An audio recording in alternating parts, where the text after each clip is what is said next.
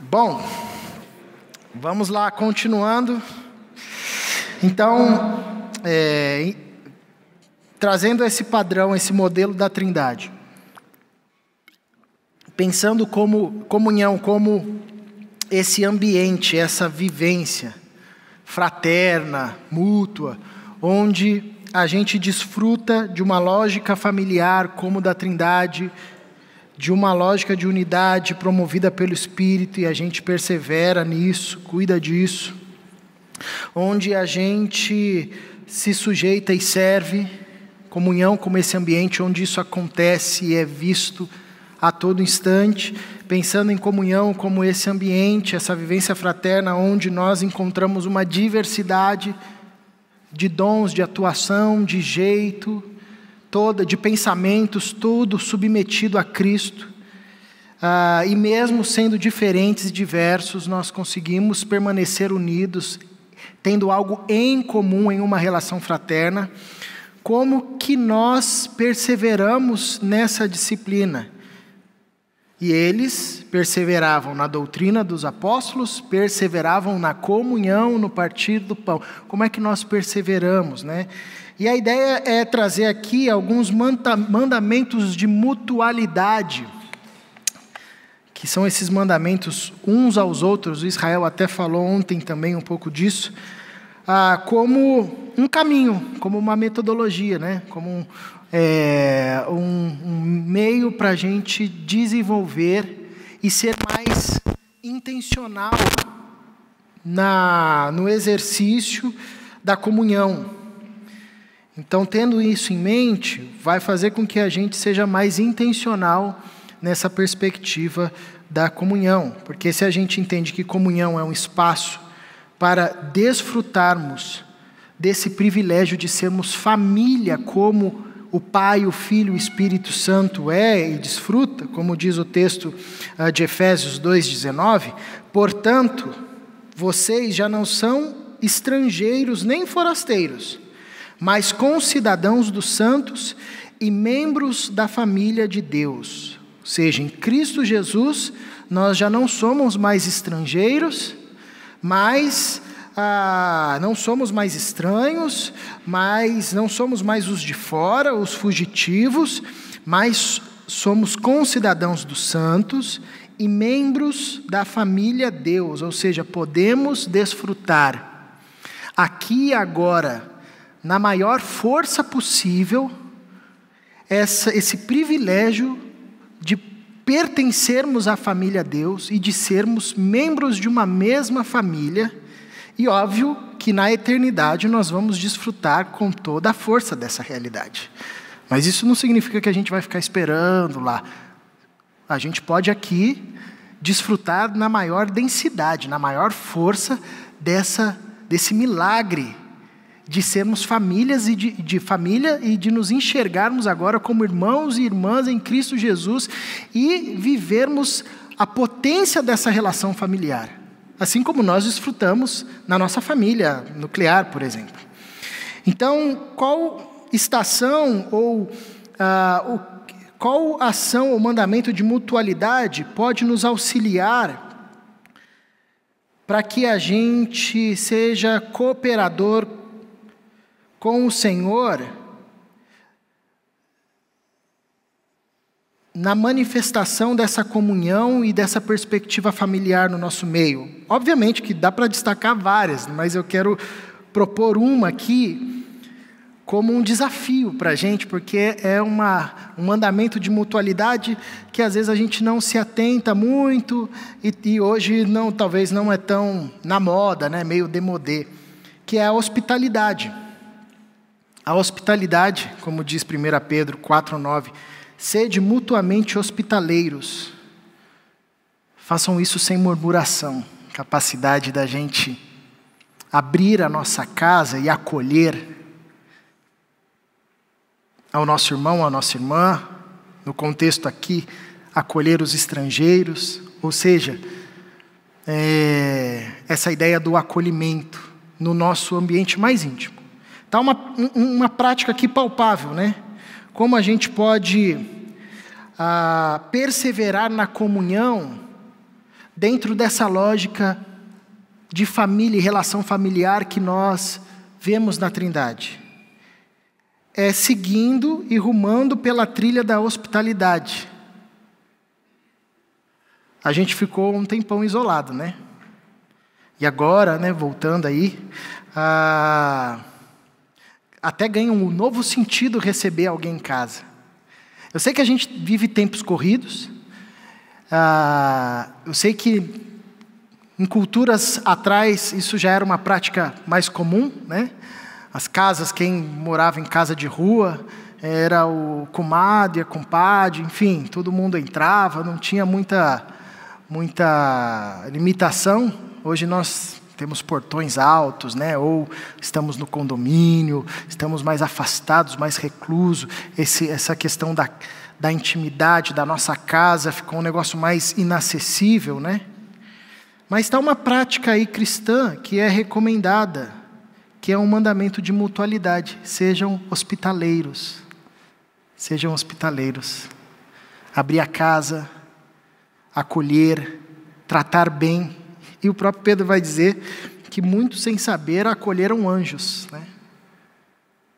Interessante. Eu lembro que lá no Rio de Janeiro, a gente tinha um pequeno grupo na nossa casa. E na primeira gestação que a gente teve, a gente perdeu o bebê, né? Depois da 13ª, 4ª semana. E no dia que a gente recebeu a notícia, era o dia do pequeno grupo, lá em casa. E aí nós voltamos para casa, baqueados, né? E eu fui mandando mensagem falando, gente, olha, não vai dar para ter o PG hoje. Né, mandei lá no grupo, cancelei o pequeno grupo, mas tinha um casal meio desavisado que não viu, né? E aí deu assim 7 horas, eu e a Mirna, a casa estava toda escura, sabe? Aquela deprê assim, a gente no quarto dormindo, né? A Mirna estava bem baqueada, eu também, mas ela sentiu bem mais, né? E eu pensando, cara, como é que eu vou fazer para, sei lá, animar a Mirna aqui, né? Enfim, a gente ficou lá naquele clima e de repente toca o interfone, né? Eu falei, quem é, né? Aí eu fui lá atender, falou, seu Caleb, o Gustavo e a Lívia, eu vou falar aqui para envergonhar depois se eles assistirem. Brincadeira. O Gustavo e a Lívia estão aqui. Falaram que vieram um pequeno grupo. Eu falei assim, eles não viram. E lá no Rio é assim, o porteiro liga para avisar que já está indo, que já está chegando. Eles não ligam para falar, eu posso liberar? Eles só ligam para falar, ele já está chegando, tá? Só para te avisar. E aí, quando eu falei assim, sério? Aí tocou a campainha. Nossa, o que eu faço aqui, né? Vou falar que não tem ninguém. Tocou a campainha, eu falei, ixi, não dá. Aí eu abri a porta, né? E eles estavam com coisa com cachorro quente, né? Salsicha e pão. Falamos, chegamos para o pequeno grupo, né? E eu já com aquela cara, né? Ele olhou, ela olhou. Falei, poxa, então, cara, eu mandei mensagem lá no grupo cancelando, né? Porque a gente recebeu a notícia hoje que a gestação foi interrompida, né? A Mirna já começou a se arrumar no banheiro, só que ela é obstetra, né? E aí eu vi eles lá, falei assim, mas entra aí, senta aí, né? Vamos jantar. Aí veio, aí ela começou a conversar e, esse casal foi de Deus, essa visita, assim. Porque nessa conversa, eles saíram dali e a gente estava com uma outra disposição. E era um casal um pouco distante, e é uma amizade próxima que a gente tem até hoje. Ela acalmou o coração da Mirna, no meu, pastoreou no nosso coração, orou por nós.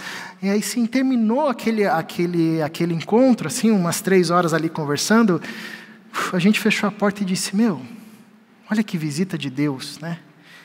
Então, a hospitalidade nos dá a possibilidade de experimentarmos coisas assim.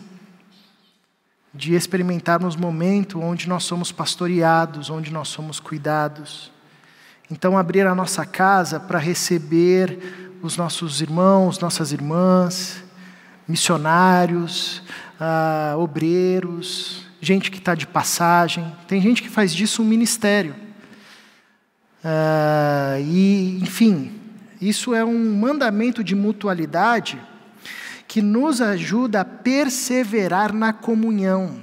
Em tempos onde as pessoas estão cada vez mais levantando muros, fechando as suas casas e se isolando nos seus tablets e tudo mais, a gente quebra essa lógica e diz: vem passar aqui na minha casa, tomar um café, comer um bolo, vamos prosear, vamos conversar, vamos ter esse momento de hospitalidade. E obviamente que isso não se restringe apenas à casa, porque a hospitalidade mais desafiadora é do coração, né?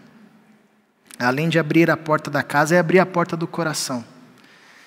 E a hospitalidade é uma forma prática, um caminho prático, um método bem prático para a gente, pouco a pouco, perseverar nessa doutrina da comunhão, né? Trazer à mesa, sentar, conversar, ouvir história, contar história, orar um pelo outro, enfim, quanta coisa pode acontecer nesse movimento da hospitalidade. E esse movimento nos ajuda a entender o conceito família, né? Esse conceito familiar que a gente vê na relação da Trindade, porque a casa é esse ambiente familiar, a casa é esse ambiente onde a gente desfruta de laços familiares, né? Laços afetivos. Quando nós olhamos para a Trindade, nós também vemos a perspectiva da unidade e entendemos que se comunhão tem como padrão a Trindade, então somos chamados também, na nossa relação comunitária de fé, na nossa relação de comunhão, vivermos essa unidade. Como diz o texto de Efésios 4:3, façam todo esforço para conservar a unidade do Espírito pelo vínculo da paz. Não há comunhão se não houver unidade. A unidade é um bem e um milagre dado pelo Espírito. Já está dado, graças a Deus, porque os seres humanos não sabem criar unidade. Ou criam divisão, ou criam uniformização. Ou criam uma sinergia que em um momento se rompe e um volta contra o outro. A gente tem aí 5.000 anos de história comprovando isso, né? Então a unidade é uma dádiva do Espírito. Nós somos chamados para nos esforçarmos nessa unidade. E a comunhão, ela expressa e deve expressar esse valor da unidade.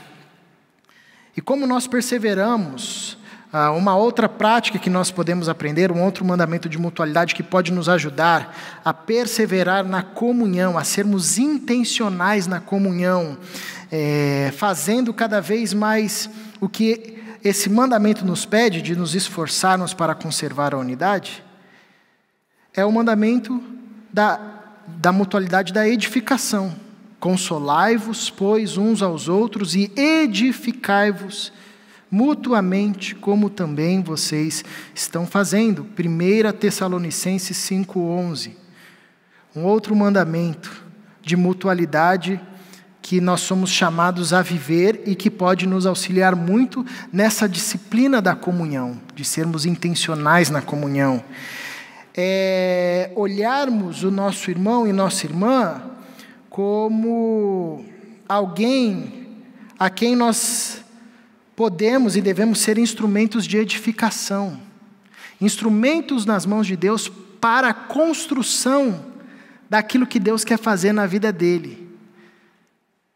Ao invés da gente se morder um ao outro, ao invés da gente difamar um ao outro, ao invés da gente tentar destruir um ao outro, que são ações de queda e que não visam a comunhão, pelo contrário, geram a divisão, nós podemos trilhar o mandamento da mutualidade, da edificação.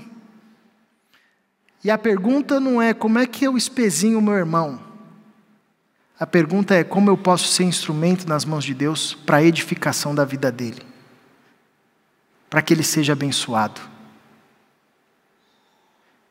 Numa era que a gente vive de cancelamentos, de debates acalorados, onde a gente já não está nem mais aí com argumento, a gente quer para cima da pessoa mesmo, quer destruir a reputação dela, custe o que custar. O mandamento da mutualidade e da edificação nos faz perguntar não como a gente pode destruir, mas como a gente pode edificar. Como é que eu posso abençoar a sua vida? Como é que eu posso ser instrumento nas mãos de Deus, para que através da nossa relação Ele continue a edificar na sua vida o caráter de Jesus? como é que eu posso deixar de ser uma pedra de tropeço e posso me tornar uma escada para você crescer. A ideia do suportar uns aos outros, né? Que não é aquele negócio de, tem que suportar aquele cara. Mas é de ser suporte, de falar, vai aqui, ó, sobe aqui para você crescer, para você brilhar, para você voar, para você se desenvolver. A ideia de ter o outro em maior honra do que a si mesmo. Então, esse mandamento de mutualidade é uma forma prática de nos auxiliar na perseverança da comunhão, na disciplina da comunhão. Se queremos ser intencionais na comunhão e queremos ver no nosso meio essa unidade cada vez mais bela, queremos nos esforçar para conservar essa unidade, então nós precisamos edificar uns aos outros. Sinceramente, profundamente. Não apagar o pavio que fumega. Não esmiuçar a cana que está quebrada. Às vezes a gente faz o contrário de Jesus, né? Jesus veio aqui, o pavio estava lá quase apagando, ele... A gente chega com um balde de água e joga assim, paga logo, miserável. Não, a gente tem que fazer como Jesus. O sujeito já está todo quebrado. Nós somos chamados para edificar. Pega fogo, vai. Então, o caminho da edificação mútua é uma jornada prática para a gente perseverar na lógica da disciplina da comunhão e sermos intencionais em conservarmos a unidade do Espírito pelo vínculo da paz. Aí, de fato, transformar a comunhão muito mais do que um momento do lanchinho, mas a comunhão como um ambiente onde nos vemos como irmãos, onde somos muitos, mas nos enxergamos como uma extensão. Estavam nus e não se envergonhavam. Mas não é para ficar nu não, tá, gente? Por favor. Se a gente olha para a Trindade e reconhece na Trindade que a relação da comunhão da Trindade engloba o serviço mútuo da Trindade, a sujeição mútua da Trindade, nós também pensamos comunhão a partir dessa lógica. Entendemos que agora em Cristo Jesus somos chamados, como diz Efésios 5:21, a sujeitarmos uns aos outros por temor a Cristo.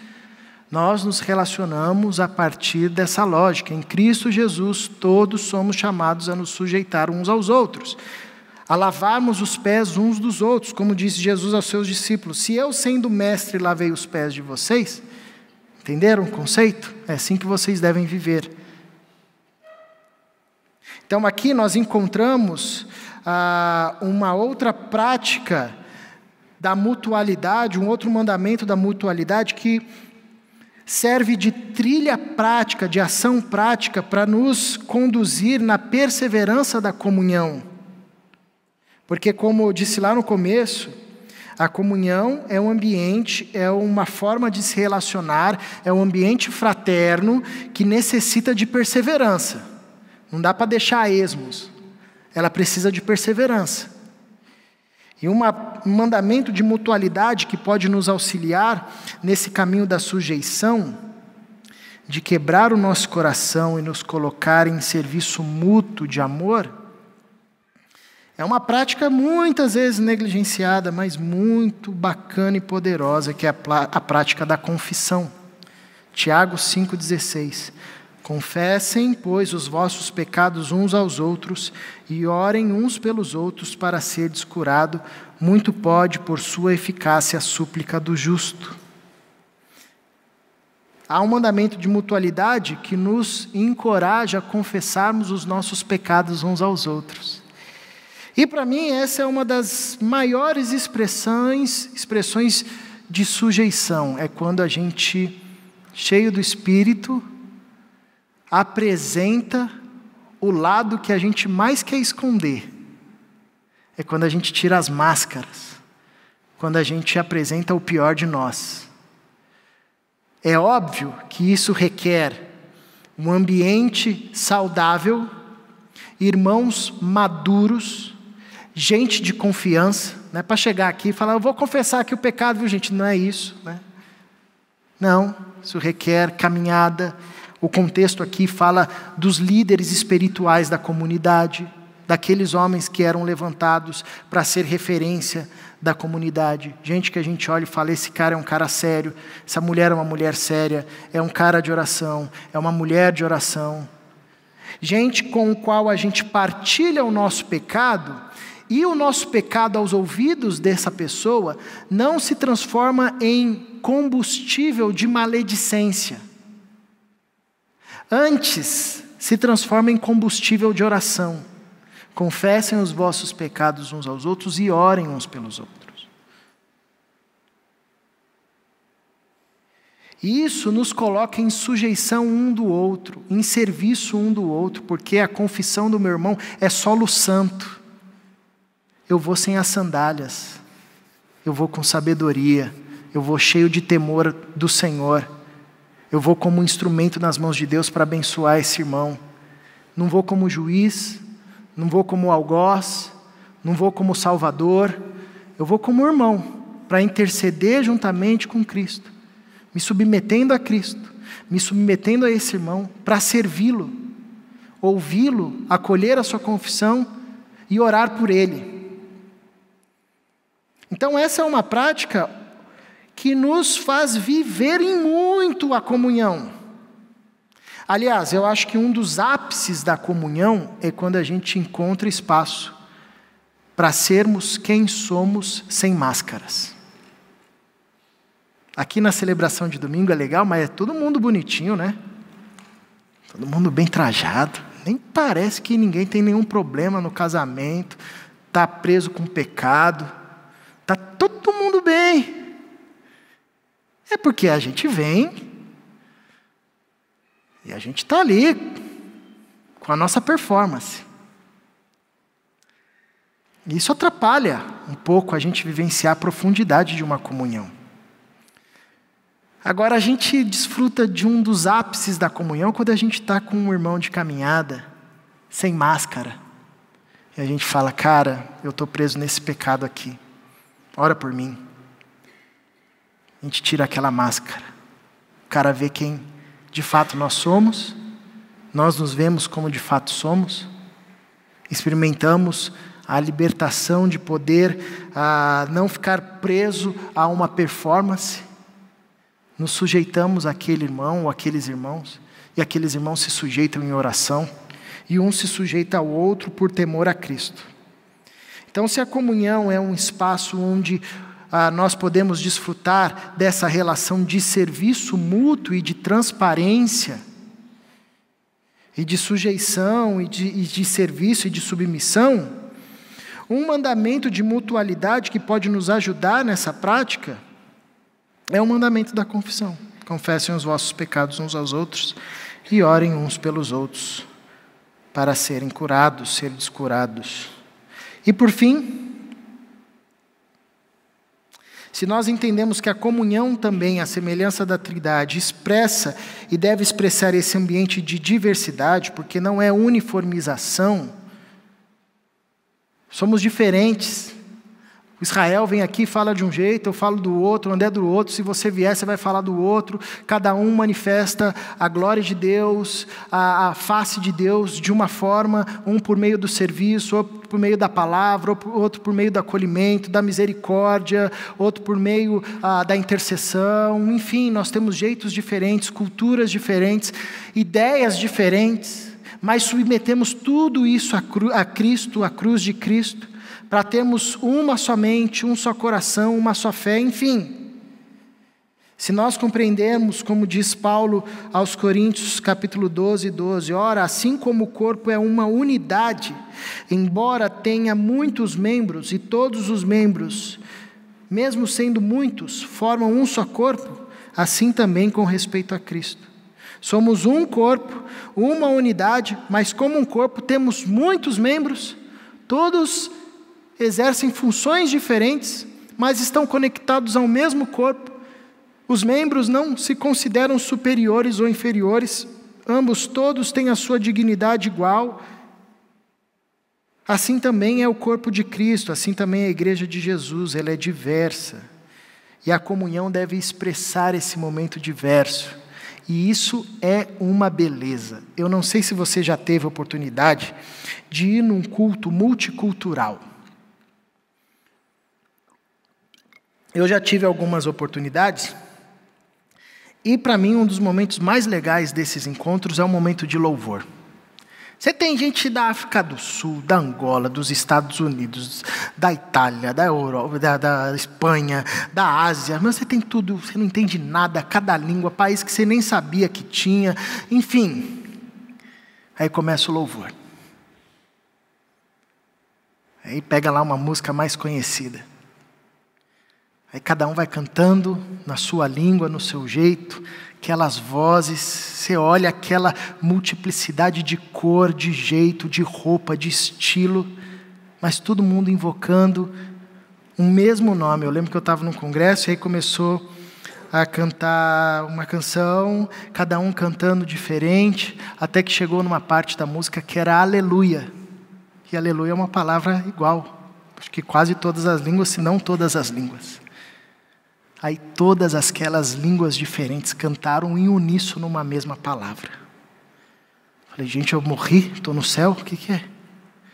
Interessante que quando João descreve a sua visão, ele vê gente de toda tribo, povo, nação e língua. Como é que ele identificou isso? Porque tinha uma expressão de diversidade na eternidade. Então, se a comunhão, como o padrão da Trindade, deve preservar e demonstrar essa diversidade, submetida a Cristo, uma trilha que pode nos ajudar a perseverarmos na comunhão, é a trilha do serviço, é o mandamento de mutualidade do serviço, porque vós, irmãos, fostes chamados à liberdade. Porém, não useis a liberdade para dar ocasião à carne, sede antes servos uns dos outros, pelo amor. Assim também a diversidade não pode ser usada para dar ocasião à carne, para gerar separação. Ela deve estar submetida a Cristo, não deve ser motivo de vanglória. Eu expresso Deus da melhor forma, aquele cara não expressa Deus da melhor forma. Eu tenho o melhor dom, você tem o pior dom. Não.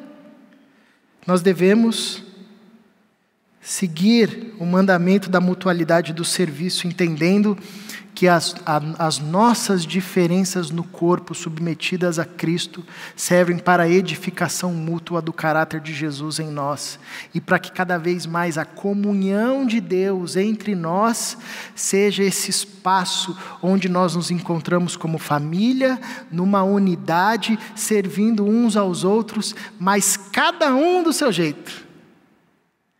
E dá aquele encontro maravilhoso onde a gente vai vendo a multiforme graça de Deus.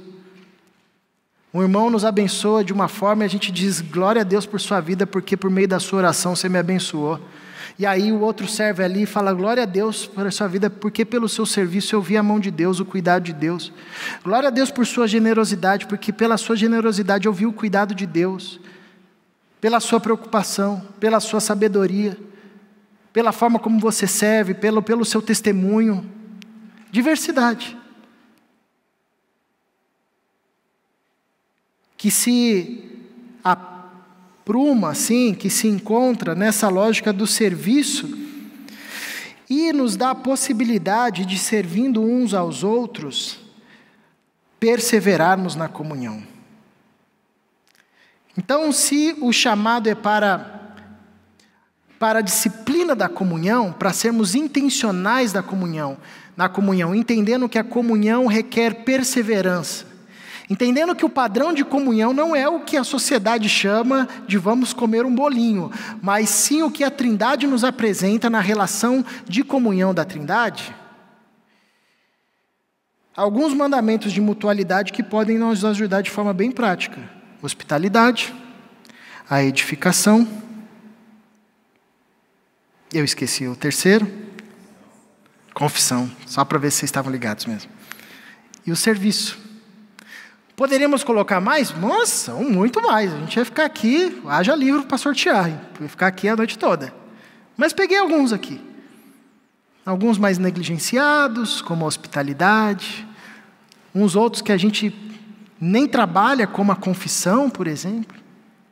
Alguns mais conhecidos, como servir mutuamente. Edificar, uns que a gente negligencia, porque é mais fácil destruir do que edificar, né? Mas tem aí alguns caminhos práticos. Talvez diante disso, e quando a gente toma a Trindade como padrão,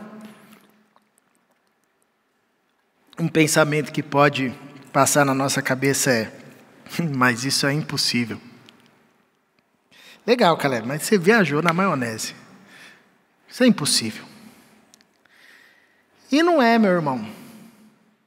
Não é impossível. Sabe por quê? Porque a gente já viu isso na história. Isso já aconteceu na história. Eles se dedicavam ao ensino dos apóstolos e à comunhão, ao partir do pão e às orações. Todos estavam cheios de temor. E muitas maravilhas e sinais eram feitos pelos apóstolos. Os que criam mantinham-se unidos e tinham tudo em comum.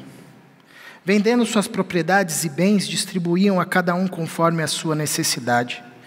Todos os dias continuavam a reunir-se no pátio do templo. Partiam o pão em casa e juntos participavam das refeições com alegria e sinceridade de coração, louvando a Deus e tendo a simpatia de todo o povo, e o Senhor lhes acrescentava diariamente os que iam sendo salvos. Isso já aconteceu na história. Isso já foi visto na história. E foi algo tão revolucionário que mais para frente vai dizer que entre eles não havia necessitados. Antes das democracias modernas e as suas redes de proteção, um povo periférico, escanteado, sem acesso à autoridade romana, conseguiu fazer que entre eles não houvesse necessitados. Isso já aconteceu na história. Não só aqui, em outros momentos da história, em outros testemunhos missionários. Então é possível e é óbvio que a gente vai viver a consumação disso, dessa lógica de comunhão em sua plenitude com a volta de Cristo Jesus. Isso é óbvio que nós aguardamos e desejamos, porém nós podemos viver na maior densidade possível aqui e agora aquilo que vai se consumar lá e além. Uma comunhão que nos relembra que somos uma família, como Deus é uma família. Uma comunhão que nos relembra que somos uma unidade, como Deus é uma unidade. Uma comunhão que nos convida à sujeição mútua, como a Trindade serve um ao outro dos entes da Trindade. E uma comunhão que expressa uma diversidade. Caminhos práticos: sermos hospitaleiros, edificar-nos uns aos outros, confessarmos os nossos pecados uns aos outros e servirmos uns aos outros, para que de fato a gente persevere nessa trilha da comunhão. Amém? Convido você para um tempo de oração. Quero te deixar bem à vontade para orar aí, sentado, ajoelhado, para escrever a sua oração, para fazer, enfim, uma oração como um resumo dessa semana.